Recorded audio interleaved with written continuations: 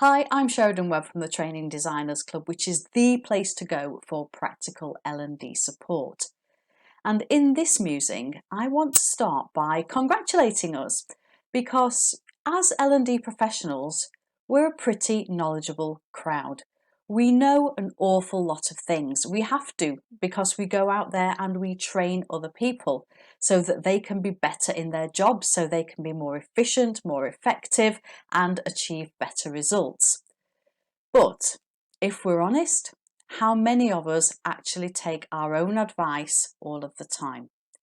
I know I don't, I know I should, and the case in point, I want to make a confession to you today.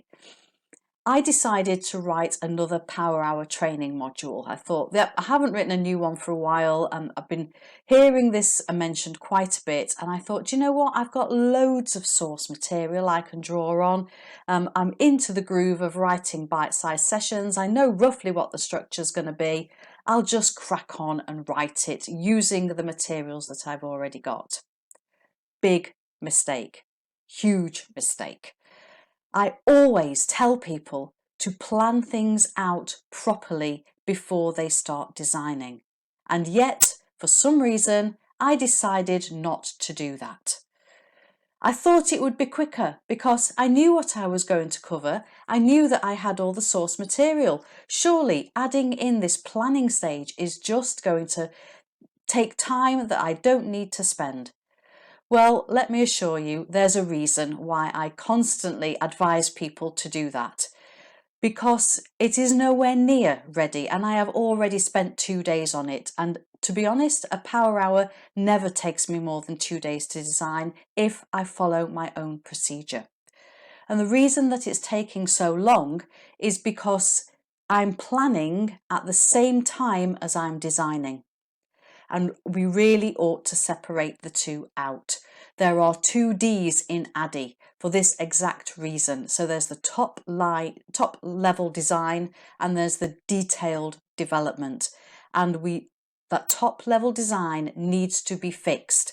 Otherwise, if we're planning as we go, if we're creating as we go, our little brains keep saying, oh, it would be interesting to do that. Oh, we ought to cover something on that as well. Can we just squeeze in X? And it's constantly movable feast.